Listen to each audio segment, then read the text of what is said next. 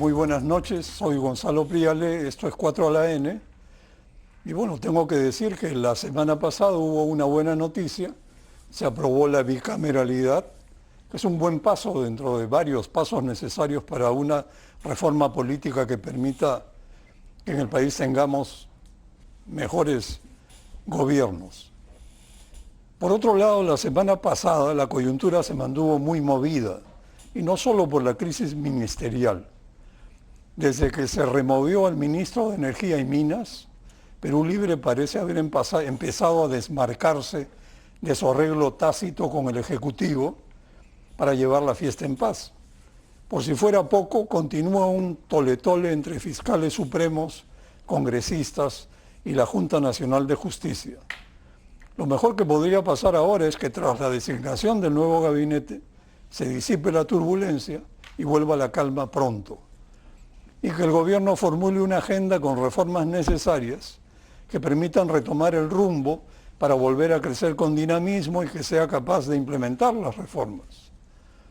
Pero hoy no entraremos a discutir la coyuntura política, más bien mirando hacia adelante, analizaremos qué cabe hacer para recuperar la confianza empresarial y la inversión privada en el 2024 y llegar en buen pie al 2026.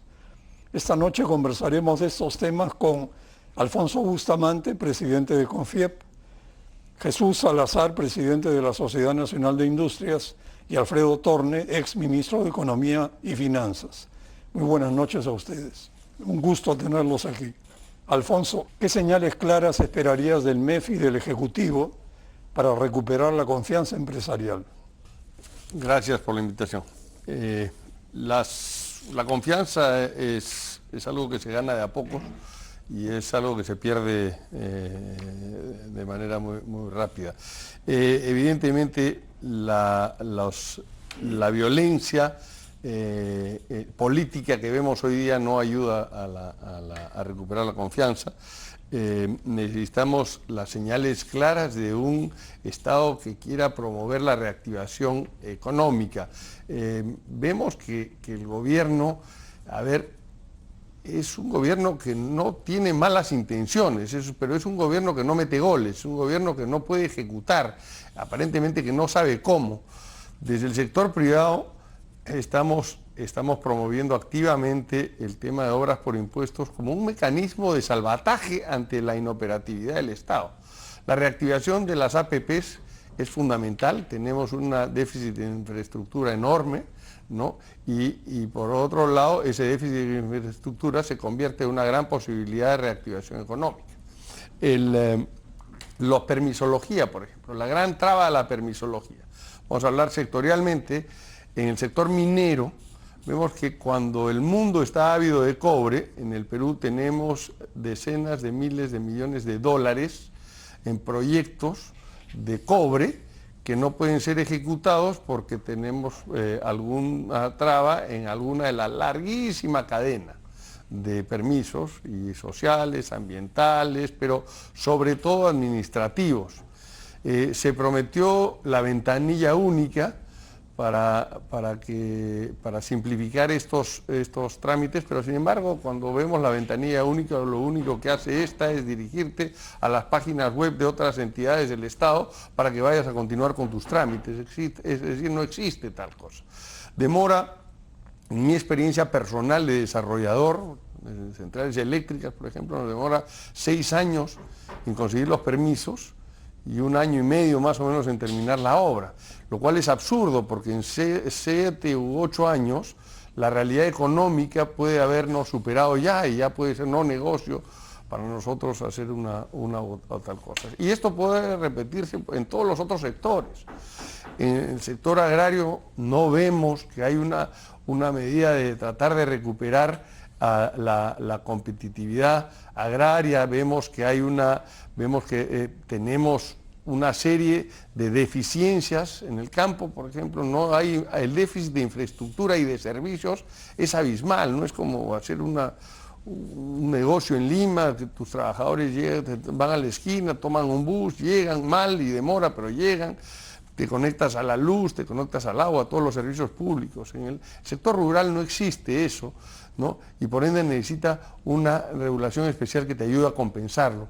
Y al contrario, vemos que se han impuesto cargas nuevas que lo que han hecho es, han fomentado que se transite hacia la informalidad a un grupo importante de empresas que antes habían llegado a la formalidad. La lucha contra la pobreza es fundamental para poder seguir con este esquema de que la inversión privada sea la que rige nuestra suerte. El 80% de la inversión nacional es privada.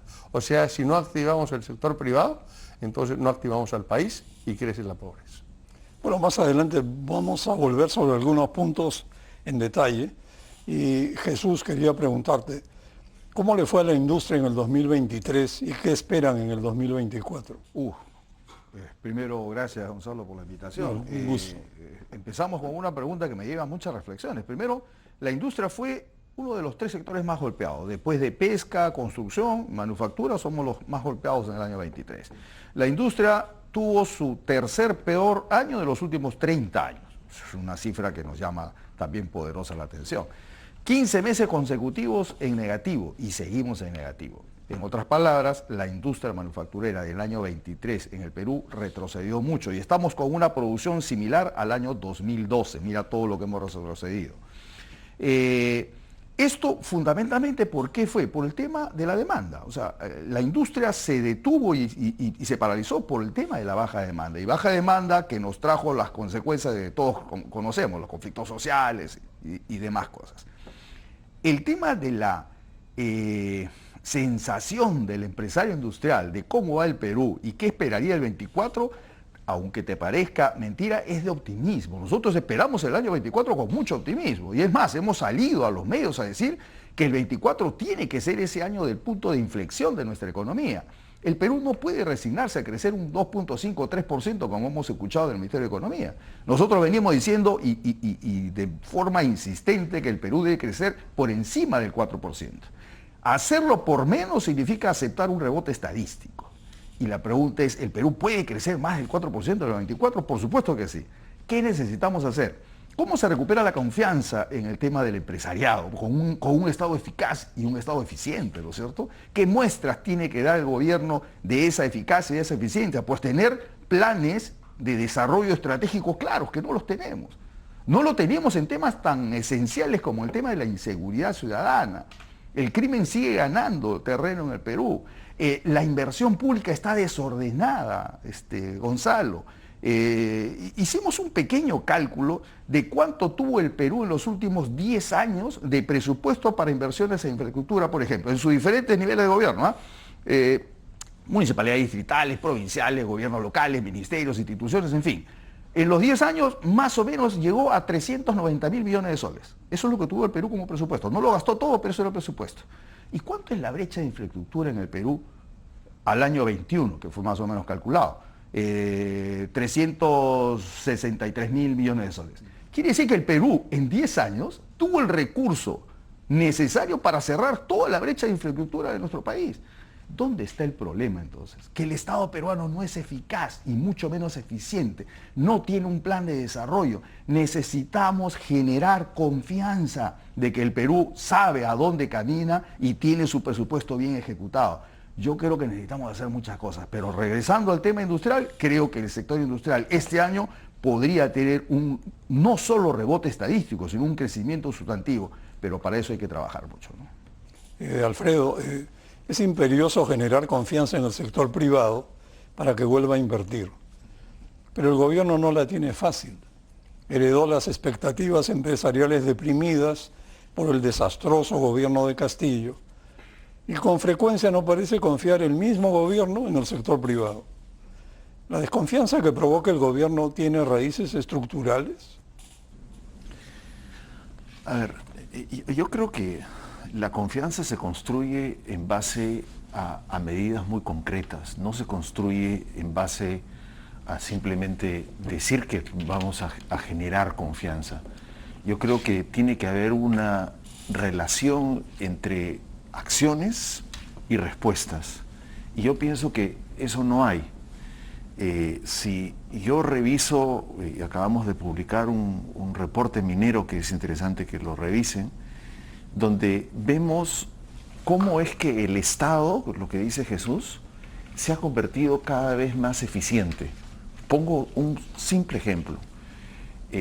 Para destrabar una inversión minera, antes cumplíamos prácticamente con el calendario legal.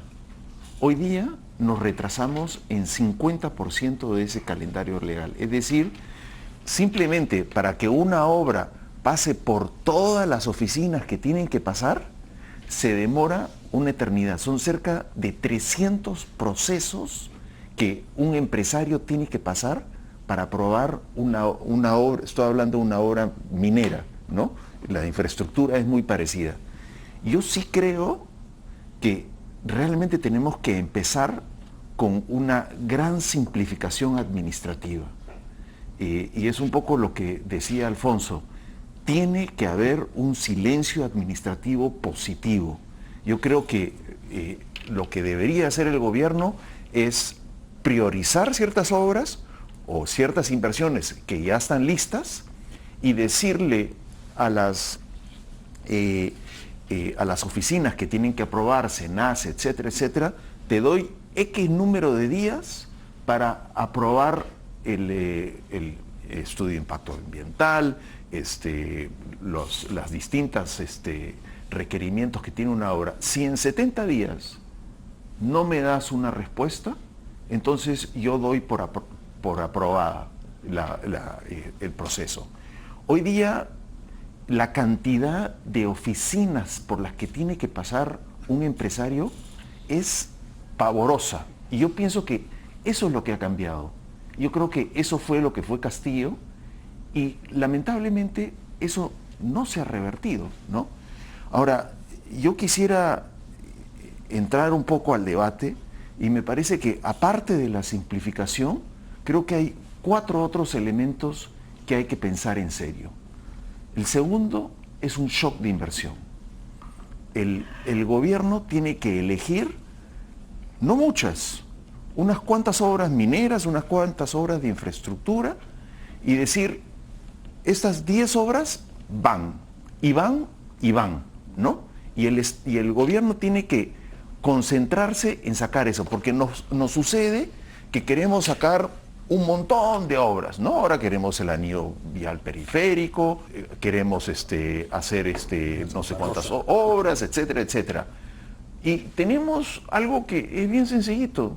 Tenemos un puerto que se va a inaugurar en diciembre y nos va a convertir en el hub portuario de ¿cómo se llama?, del Pacífico Sur.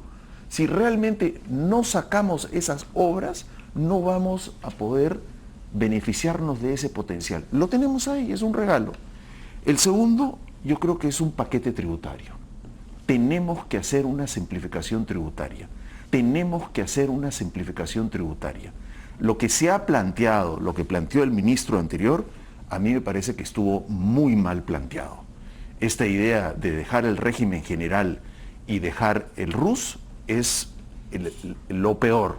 Es más, ustedes los empresarios a veces se les da beneficios tributarios, pero el beneficio tributario que le das a Jesús de repente se convierte en una carga tributaria en Alfonso, porque el MEF de alguna manera pues tiene que aumentar la recaudación tributaria. Lo estamos viendo con los impuestos, con el famoso impuesto selectivo. Cuarto, la reforma laboral. Tenemos que deshacer la Agenda 19.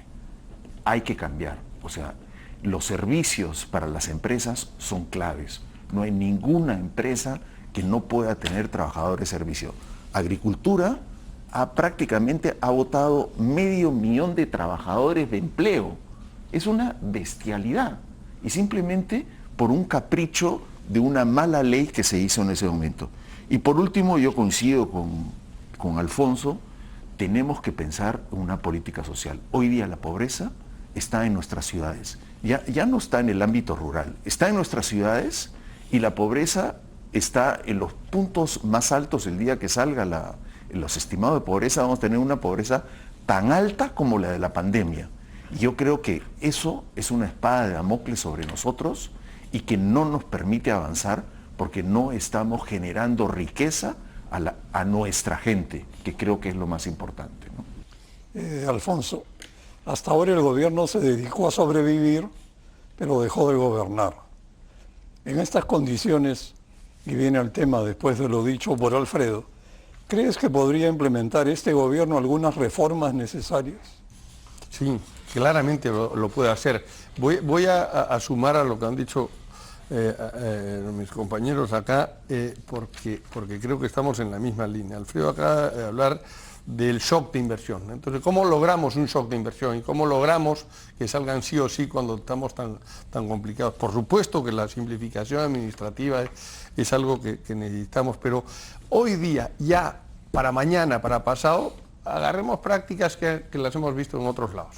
Hay una práctica que el Ministerio de Economía y Finanzas tiene que recuperar su liderazgo dentro del gabinete.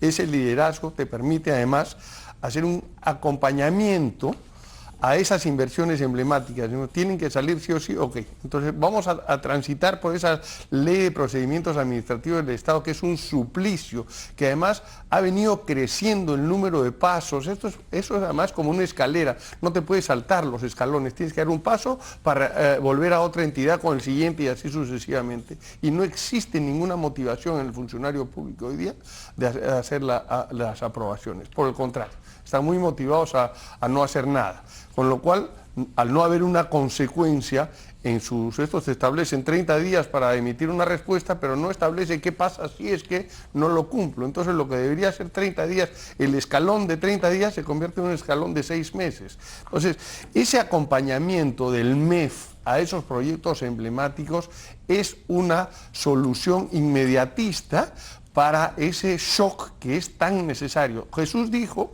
que no necesitamos crecer al 2,5 o al 3 como estamos, de ninguna manera. Para poder tener algún impacto sobre la pobreza, tenemos que crecer sobre el 4%.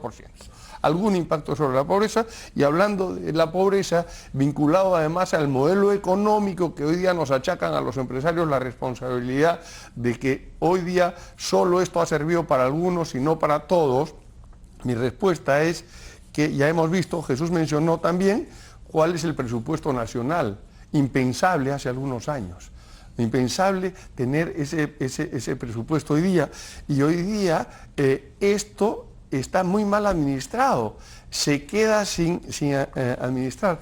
La regionalización evidentemente no ha ayudado, es una gran traba para las inversiones. ¿Por qué? Porque el Estado mismo tercerizó, el gobierno central tercerizó en los gobiernos locales, es decir, los regionales y los municipales, el 70% de la inversión que le correspondía al gobierno central antes. Es decir, es un pandemonio. Pero sí podemos hacer ese acompañamiento ahora para destrabar lo que hoy día necesitamos alcanzar mientras vamos haciendo la simplificación administrativa y, por supuesto, el silencio administrativo positivo. Lo que va a hacer es que los funcionarios que hoy día no están motivados a aprobar nada, lo van a estar, porque o a aprobar o a desaprobar.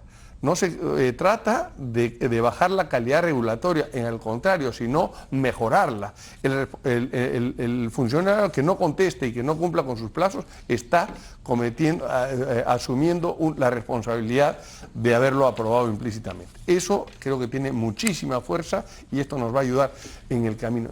Entonces necesitamos dos cosas: la de inmediatez, que es este acompañamiento, y la simplificación de los procesos administrativos del Estado. Bueno, vamos a una pausa y volvemos.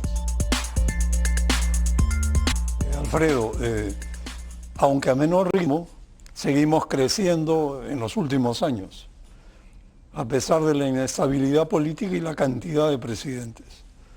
Sin embargo, el año pasado esto cambió. ¿Tú piensas que la resiliencia del modelo está en riesgo? A ver, yo creo que estuvimos muy cerca al precipicio, ¿no? Estuvimos muy cerca a pasarnos al otro modelo.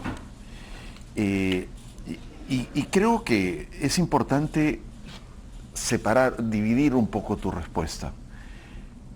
Si yo miro a nuestra economía después de Castillo y después de todo lo que pasó, yo te diría que el sector privado está intacto.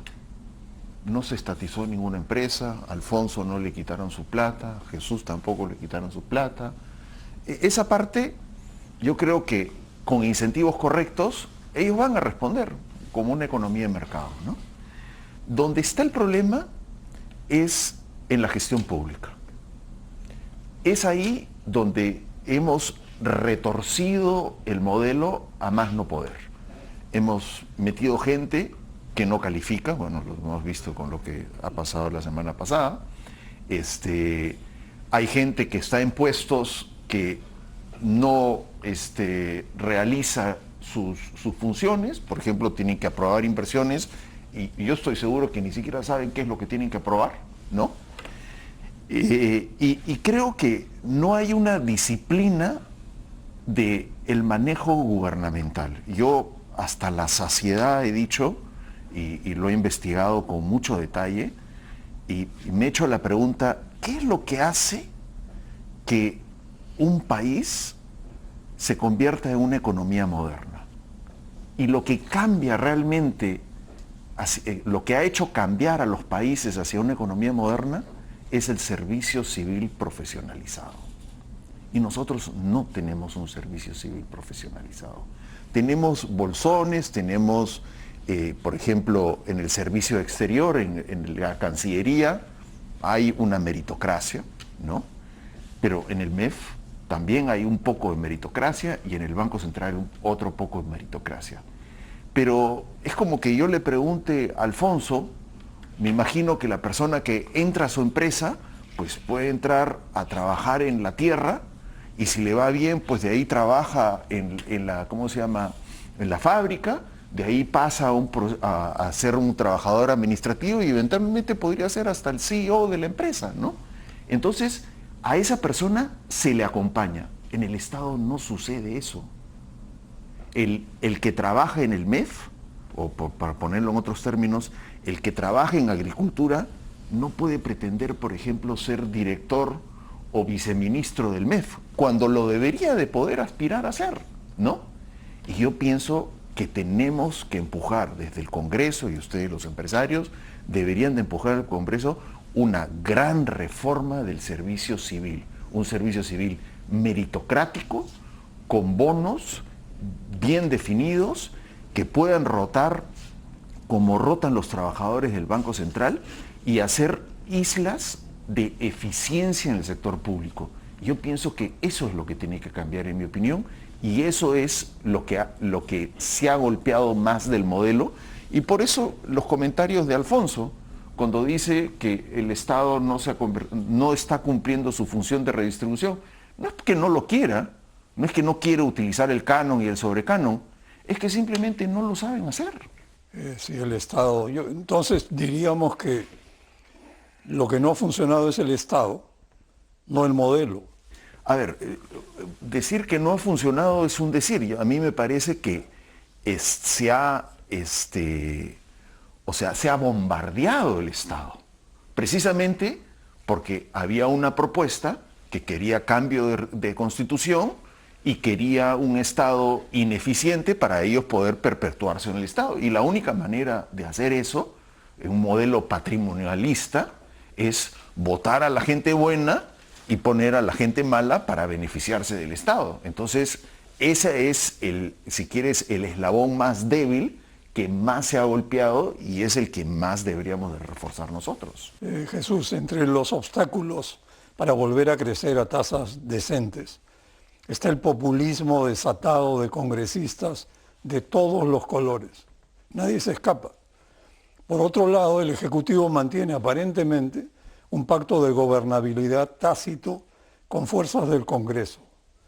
¿Cuánto afecta este tinglado político la posibilidad de impulsar el retorno de la confianza? A ver, yo diría lo siguiente, Gonzalo. El Perú ha crecido y espero que siga creciendo a pesar de quienes nos dirigen y a pesar de los políticos que tenemos. Y esto es lamentable decirlo, porque deberíamos tener una fuerza política que genere o construya y con la sociedad civil organizada una visión de crecimiento y desarrollo de larguísimo plazo. Y creo que por ahí empiezan los grandes problemas del Perú. El Perú, yo no sé si alguno de nosotros pueda responder la simple pregunta de dónde estará el Perú en el año 2050, por ejemplo. ¿Qué sectores de su economía habrá desarrollado? ¿Cuál es la estrategia correcta de desarrollo productivo o de desarrollo país que vamos a tener? Yo creo que nadie va a poder responder eso. Entonces, cuando un país no tiene rumbo y no sabe a dónde camina, cualquier cosa que se haga puede ser buena o mala, y lamentablemente en nuestro país son malas. Tenemos poderes enfrentados constantemente. Nos hemos acostumbrado ya a que el Parlamento, su agenda sea de debatir temas de coyuntura. Nos hemos acostumbrado a que nuestros presidentes de la República, nuestros primeros ministros o ministros, salgan a responder constantemente a la prensa temas de coyuntura. Y yo me pregunto, ¿en qué momento nuestra fuerza política, quienes conducen nuestro país, salen de hablarnos de un largo aliento, de un plan de desarrollo productivo de largo plazo? Yo creo que por ahí van los temas. Y hace poco estábamos hablando con el tema de pobreza y a Alfonso le preocupaba el tema de que si no crecemos al 4%, por supuesto que vamos a generar pobreza. El año pasado, Gonzalo, hemos crecido en poco más de 1 millón de peruanos que han pasado la situación de pobreza. Debemos de estar ya en el 30% de pobreza. Si el Perú este año crece al 2,5%, la pobreza cerrará, por unos cálculos que hemos hecho, al 31,5% de pobreza. ¿Qué más queremos entonces? ¿Qué más estamos esperando? ¿Llegó el momento de ponernos de acuerdo y trazar algunos puntos básicos de lo que hay que hacer? Sí. Mira, hay 2 temas que conversamos con el ex primer ministro Otárola cuando tuvimos esta reunión con los gremios. Y desde la sociedad de industria, por ejemplo, pusimos 2 cosas. Uno, que coincidimos perfectamente con lo que dice Alfredo, el tema del shock de inversiones. Decíamos, ¿por dónde, no? Bueno, nosotros hablamos de crear un fondo extraordinario de desarrollo y que mire exactamente el tema de las grandes obras de infraestructura. Yo no sé si todos conocemos, pero hay un Plan Nacional de Infraestructura Sostenible para la Competitividad que ha sido estudiado y están listados una serie de obras que más o menos suman 146.000 millones de soles. O sea, ¿qué obras hay que hacer? Están. ¿Hacia dónde hay que dirigir la inversión? Está. Lo que no tenemos es un orden para institucionalizar estas obras. Por eso es que la existencia de la NIM y su inmediata implementación es urgente. Necesitamos una institución que vea la estrategia de infraestructura a largo plazo. Eso se tiene que generar un shock de inversiones y por otro lado, lo que ya hemos hablado acá, el tema del destrave de las barreras. Hay muchas barreras para la inversión del sector privado.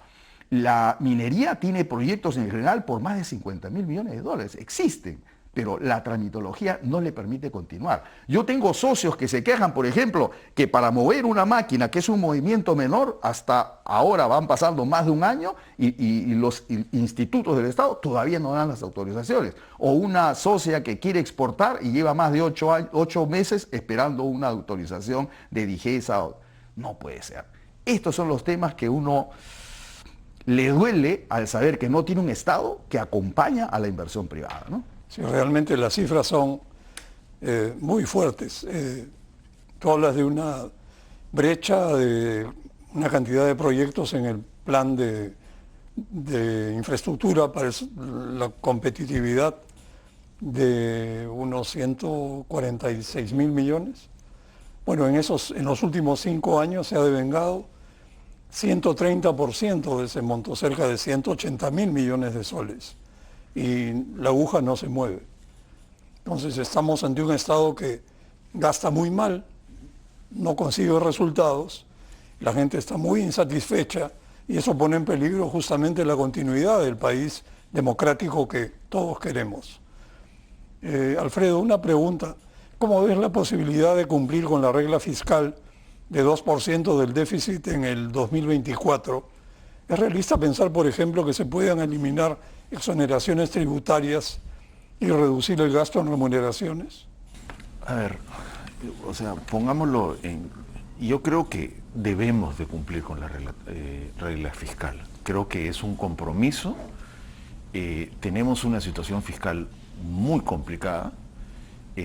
A la situación fiscal complicada se le añade el componente de Petroperú, que eventualmente, pues, o sea, seamos bien sinceros, se le va a rescatar, lo cual significa que el problema fiscal de Petroperú se convierte en el problema fiscal del gobierno, ¿no? Entonces, yo solamente soltaría dos indicadores. Por ejemplo, el Banco Interamericano de Desarrollo ha dicho de que hay más de 2 puntos porcentuales del PBI de gasto ineficiente. Seamos disciplinados, traigamos al Banco Interamericano de Desarrollo y que nos diga exactamente dónde están esos 2 puntos porcentuales del PBI e implementémoslo, ¿no? Otro indicador muy sencillito. Si nosotros nos fuésemos a los niveles de incumplimiento tributario de Chile, que no es un país que esté muy lejos de donde estamos nosotros, ¿no? Tanto en el IGB como a la renta, nosotros podríamos conseguir más o menos 5 puntos porcentuales del PBI, ¿no? Obviamente no lo vamos a conseguir en un año, pero sí creo, y yo ahí saludo la decisión del ministro de haber cambiado al director de la SUNAT, porque este director de la SUNAT pues no estaba reduciendo el incumplimiento tributario y nos estaba creando nuevos impuestos a lo que ya pagan. Yo lo que creo que es lo que nosotros hicimos cuando estuvimos en el gobierno, primero fuimos los que digitalizamos todas las facturas y todos los comprobantes de pago. Hoy día todo está digitalizado. Yo podría, sin que Alfonso me diga cuánto es lo que gasta y cuánto es lo que ingresa, yo le podría decir a Alfonso en qué facturó y qué compró. Y le podría armar hoy día, sin que él me dé autorización de nada, sus estados financieros. Entonces, yo sí creo que deberíamos de llamar, yo lo he conversado con alguna gente, deberíamos de llamar, no sé, a Amazon, al Big Data, y decir, ayúdenos a simplificar y no le estemos pidiendo a los empresarios tanta data, porque toda esa data está disponible. Más bien digámosle a Alfonso al final del año, decir, mira, ¿sabes qué, Alfonso? Aquí están tus facturas que emitiste, aquí están las facturas que recibiste, acá está tu utilidad, yo creo que tú debes de pagar tanto. Y no hay que se van a sentar 50 personas de la SUNAT en su oficina a mirarle los números. Y yo creo que ese nivel de simplificación, por ejemplo, ya lo está haciendo México con inteligencia artificial, ya lo está haciendo Estados Unidos. ¿Por qué nosotros no podemos estar a la vanguardia de eso, ¿no? Y ese es el cambio que nosotros debemos de estar generando en nuestro manejo tributario. Creo que es una muy buena idea. Una pregunta, Alfonso, me da curiosidad ver la reacción de algunas personas que, bueno, tienen mucha ideología en la cabeza y critican esta posición de los gremios frente a Petroperú como si fueran pues partidarios del liquidar la empresa para venderla a precio vil y aprovecharse. O sea, unas cosas completamente imaginativas pero fuera de la realidad. ¿Cómo ves esto? Bueno, en el imaginario popular se ha venido sembrando por muchos años la idea pues que la empresa estatal tiene todas las virtudes, mientras que la empresa privada todas las maldades, ¿no? Entonces eso no ayuda. Solo así podemos explicarnos la tolerancia que tiene la opinión pública frente a algunos de los servicios públicos prestados por el Estado. Por ejemplo, para no hablar de Petroperú, comienzo a hablar de ESalud. ¿Qué pasa si ESalud fuera una empresa que fuese administrada por el Estado y tuviera los indicadores de calidad que muestra ESalud? Evidentemente no se toleraría, ¿no? Lo mismo pasa con el agua, la provisión del agua, de otros servicios. En el caso de Petroperú, se ha vendido como una empresa estratégica sobre pretexto de que alcanza los servicios de Petroperú a lugares remotos donde el sector privado no llega. Sin embargo, eso debe ser pues el 1% de las actividades de Petroperú y el 99% es una actividad, ¿no?, comercial regular que además se hace muy ineficientemente. Y digo muy ineficientemente porque cuando nos vendieron la idea de la modernización de la refinería de Talara, esta costaba 1.100 millones de dólares y iba a ser capaz de producir un diésel para los nuevos vehículos que estaban llegando con una exigencia, creo que se llama el 6, no sé. Sin embargo, lo que se ha hecho es otra cosa. ¿No? Se nos ha embarcado en un nuevo proyecto, en una refinería nueva, y cuando se acabó esta refinería decimos, ¿y qué hacemos con la anterior? Mire, yo tengo acá un planteamiento rapidito. Cuando uno hace cualquier proyecto de inversión de magnitud, seguramente, y no tienes un sponsor muy fuerte, con capacidades y con experiencia, el financiamiento del proyecto y la construcción del proyecto es más riesgoso, y por ende los actores financieros no están tan dispuestos a prestarnos en las mejores condiciones. Es el momento más crítico de las compañías y requieres a pedirle a tus socios dinero con la promesa que se lo vas a dar después. Pero cuando esto se acaba, como lo que se llama el completion, el riesgo de constructivo desaparece y comienza a estar más cerca el periodo donde los flujos positivos comienzan a venir. Es ahí cuando cualquier empresa del mundo va y plantea reestructurar su financiamiento. Acude al mercado de capitales, ¿no? Y el mercado de capitales va a evaluar cuánto es posible financiar, independientemente de lo que tú hayas gastado en el periodo de inversión, cuánto aguanta de deuda para devolverle a tu accionista. Este es el proceso en el cual debería estar la compañía ahora. ¿Qué es lo que sucede? El mercado de capitales te va a exigir unas ciertas cosas. Por ejemplo, que no puedas hacer oficinas con baños con jacuzzi, que no puedas despilfarrar el dinero, te va a poner una serie de restricciones que se llaman los covenants y que tú debes cumplir rigurosamente. La selección de los administradores debe ser una administración colegiada, en búsqueda de profesionales que además se rigen por este contrato que existe entre el prestador y el prestatario del dinero. Entonces, esto, para no hablar de privatizaciones ni otras cosas que hoy día no creo que esté en la coyuntura para abordarlo en este momento, sí nos van a limitar las capacidades que puedan hacer las empresas. En Petroperú llama la atención lo que se ha venido diciendo, que se vendería, lo que intentan con esto es vender gasolina más barata. Cuando después dicen, ¿y por qué tienes esta pérdida? No, porque los privados venden muy barato.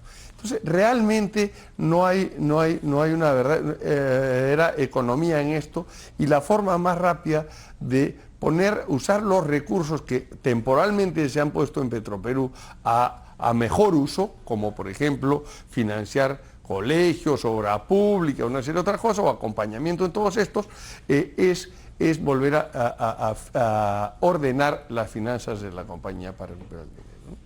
Y Jesús, lo mencionaste hace un momento, y bueno, el Estado ha sido penetrado por el crimen organizado y las economías ilegales que mueven cerca del 5% del producto. La corrupción está en ascenso. Las MIPES en todo el país son a diario víctimas de la delincuencia y la inseguridad. ¿Qué puede hacer los grandes gremios respecto a esto?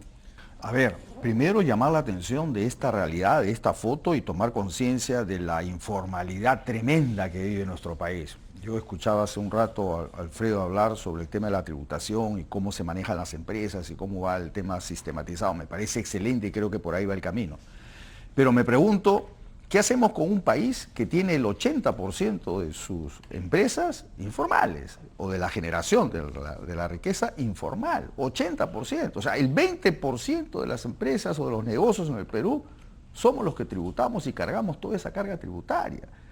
¿Y qué? ¿Y el Perú no es más? ¿Y ese 80% no lo vamos a mirar? Ese es el gran elefante que pasa por nuestras narices, nuestra sala, y nadie quiere tocarlo, nadie quiere mirarlo.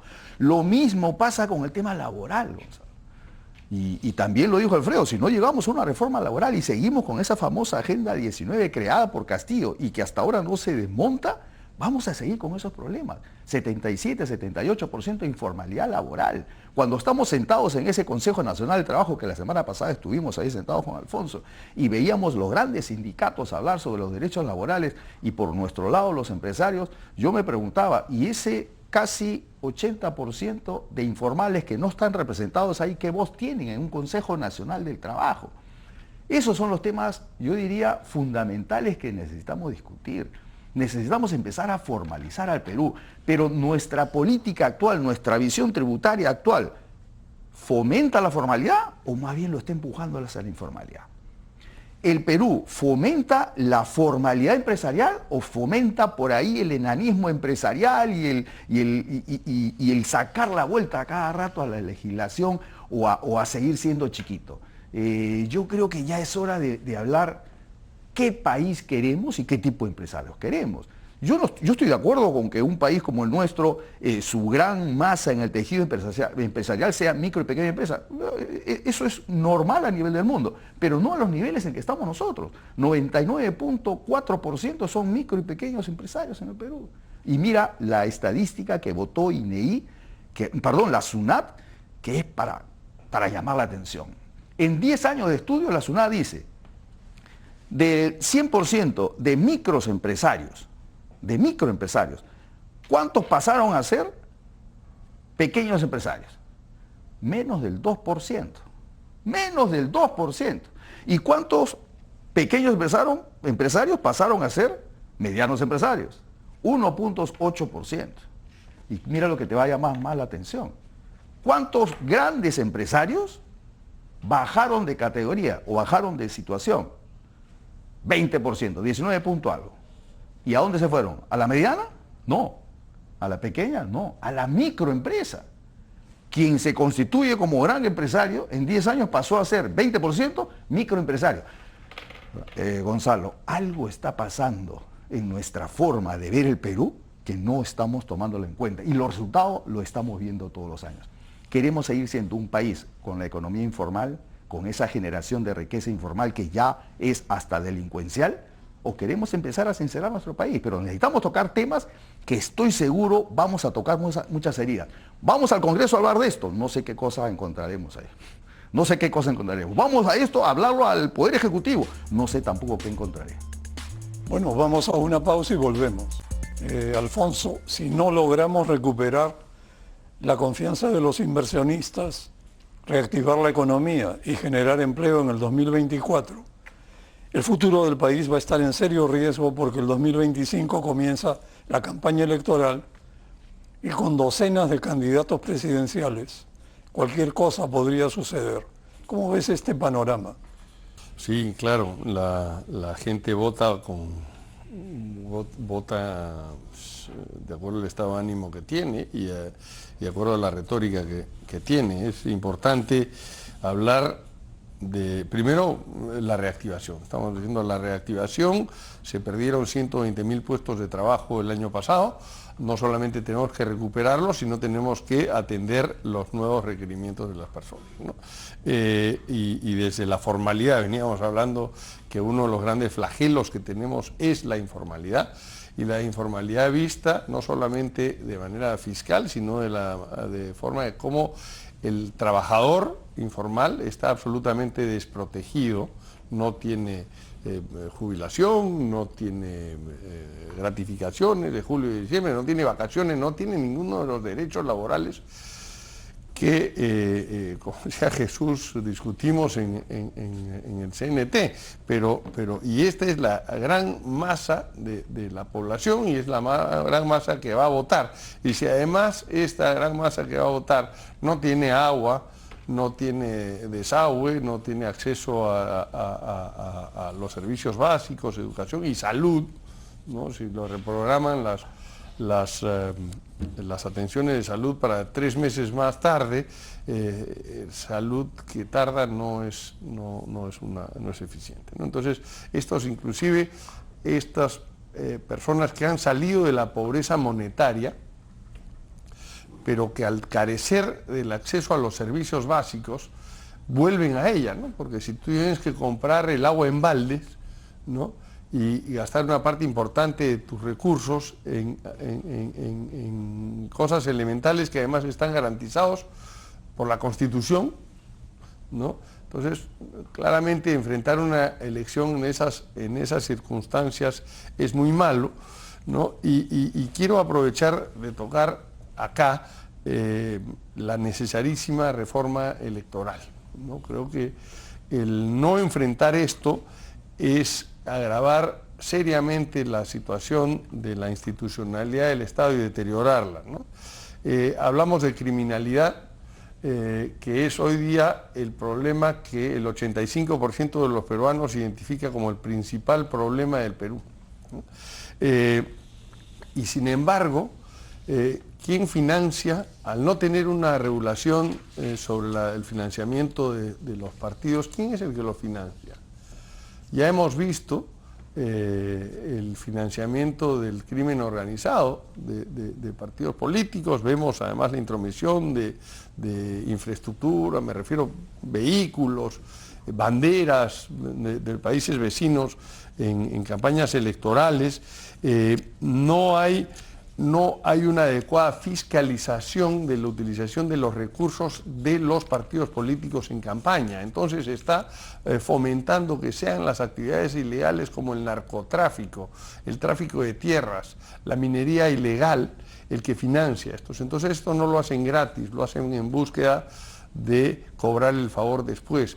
Este es el gran riesgo que tenemos y ese es el gran riesgo que tenemos como país. Hablábamos antes de cómo abordar la idoneidad de los candidatos presidenciales. Vemos prontuariados siendo aceptados por el Jurado Nacional de Elecciones en la inscripción de sus candidaturas. Las candidaturas hasta ahora son 35, 36 ahora candidatos presidenciales. ¿Cómo someter a la población a elegir entre 36 candidatos presidenciales, 36 opciones congresales, ¿no?, de partidos políticos? Vamos a tener una enorme fragmentación congresal que va a impedir absolutamente llegar a acuerdos en cosas que son nucleares para su actividad y cómo hacer que los que se presenten, primero, que no sean 35 candidatos y no sean 6 o 7, y cómo hacer justamente para que estos sean idóneos. Ya se probó las PASOs, se desaprobaron las PASOs la vez pasada, que era un mecanismo, una tercera vuelta, una anticipada, ¿no? Pero busquemos alternativas a esa dispersión de los candidatos, pero sobre todo, Gonzalo, creo que hay que trabajar en lo que sí podemos hacer, que es fiscalizar el uso de los recursos. O sea, cuando vemos las camionetas Hilux o estas pickups, todas del mismo color, todas en caravana, viniendo desde Bolivia, desde Puno, ¿de dónde sale? ¿Quién financia eso? ¿No? Ya sabemos qué actividades hay en Puno, el contrabando y todo lo demás, financiando campañas políticas, paralizando carreteras, haciendo movilizaciones en Ica, ¿no? Esto es terrible y faltan reglas claras. El Congreso tiene que abordar la reforma electoral, si no, no va a ser suficiente tener una buena economía para librarnos de una campaña electoral sucia. Es que la verdad la reforma electoral de hace unos años no ha dado ningún resultado, más bien ha tenido efectos perversos. Por ejemplo, se bajó la valla y los partidos nuevos se pueden inscribir con una cantidad pequeña de firmas. Bueno, y ahora tenemos 30 candidatos a la presidencia.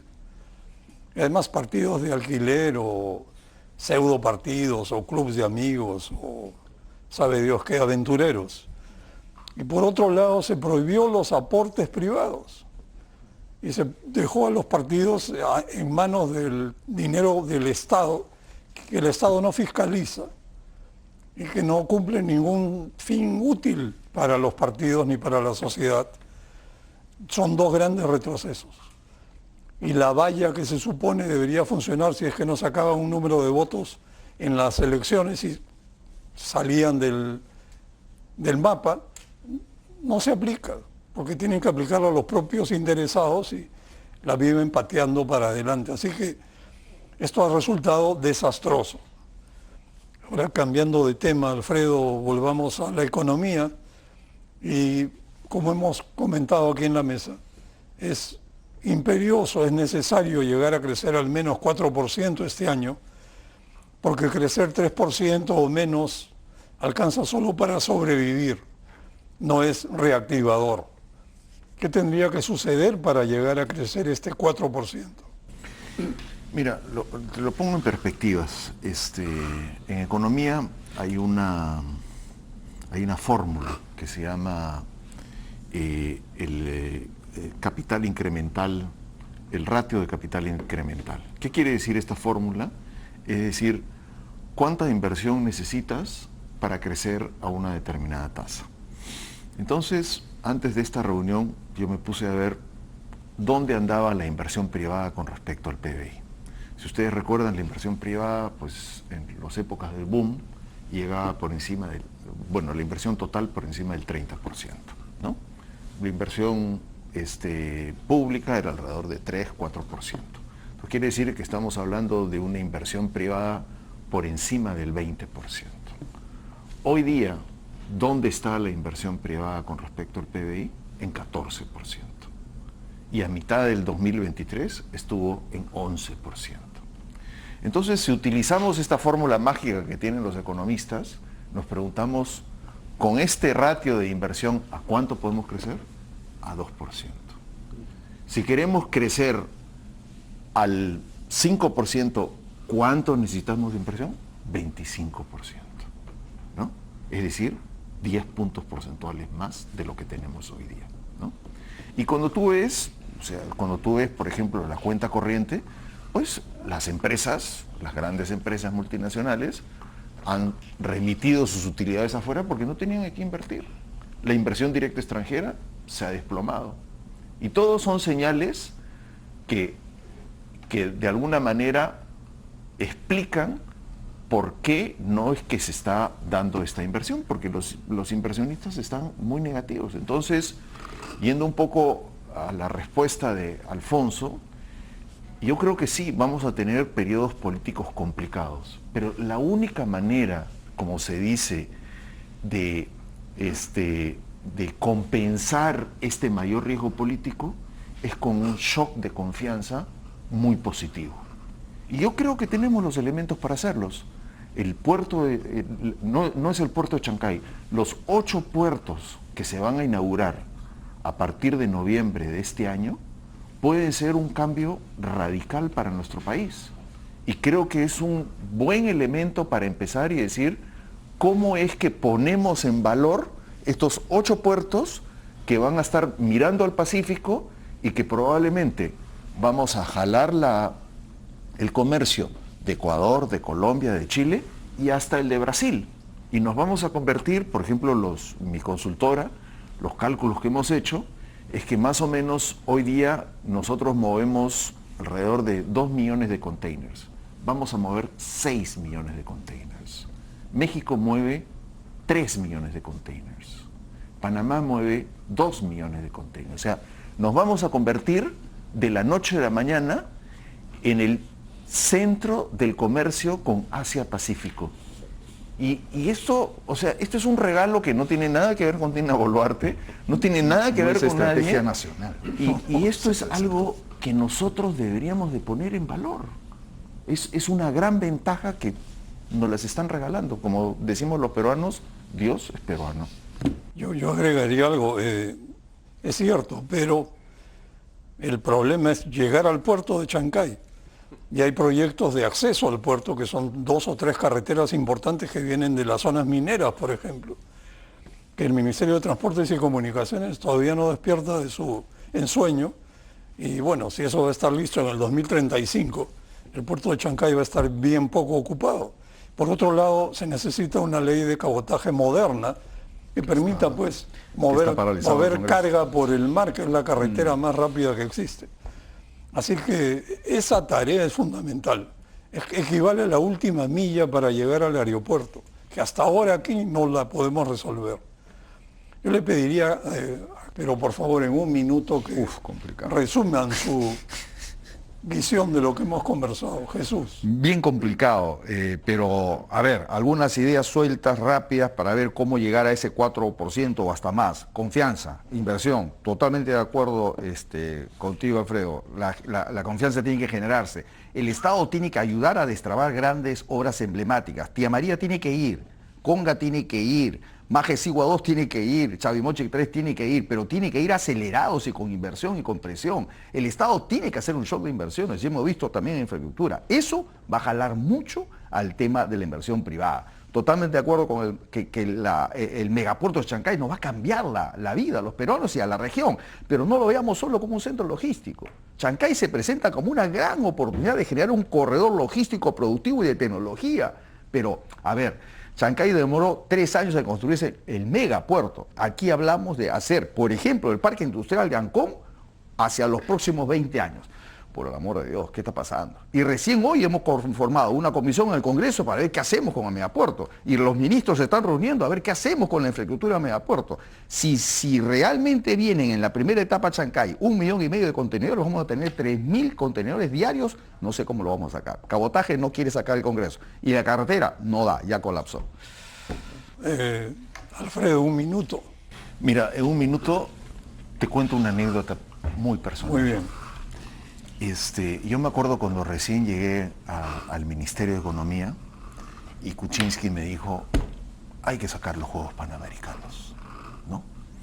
Yo dije, en un país que no se ejecuta, que no se hace nada, no se le había dado nada a los Juegos Panamericanos, o sea, el gobierno anterior no le había dado un centavo. Y entonces yo llamé a mi amigo Carlos Neuhaus e hicimos todos los cambios normativos, o sea, yo me encargué de negociar con los canadienses, con los ingleses, etc. Y se hizo. Se logró ejecutar 4.500 millones de soles de buenas inversiones. Se hizo la carretera panamericana al sur, se hizo la Videna, se hizo el centro de alto rendimiento, se hizo muchas cosas. Yo lo que les quiero decir es que a veces nosotros los peruanos nos hundimos en un vaso de agua, pero hemos logrado hacer cosas muy buenas para nuestro país. Hemos derrotado el terrorismo, hemos hecho crecer esta economía durante 20 años, y yo creo que nosotros deberíamos de concentrarnos en la parte positiva y tratar de ser mucho más empáticos y decir, sí se puede, sí lo vamos a hacer, y lo que necesitamos, yo sí pienso, nosotros cambiamos toda la normativa de inversiones, que lamentablemente vino el señor que ustedes ya conocen después y la revirtió. Y lo que decía hace un rato Alfonso, antes una alcaldía podía ejecutar obras pequeñas hasta de 20 millones de soles, no más, 20 millones de soles era lo máximo. Todas las otras obras eran de alta complejidad y las ejecutaba el gobierno nacional. Eso se cambió y ahora esa municipalidad podría, porque no lo ejecuta, podría ejecutar obras hasta de 500 millones de dólares, pero no tiene las competencias para hacerlo. Ese fue el populismo económico y yo pienso que deberíamos de regresar a eso. Cuando hablamos de que no se puede hacer, no se puede ejecutar el canon y sobrecanon, el gobierno nacional lo debería de ejecutar. Bueno, Alfredo y Alfonso y Jesús, les agradezco muchísimo. Lamentablemente se ha agotado el tiempo, así que muy buenas noches y ha sido grato conversar con ustedes.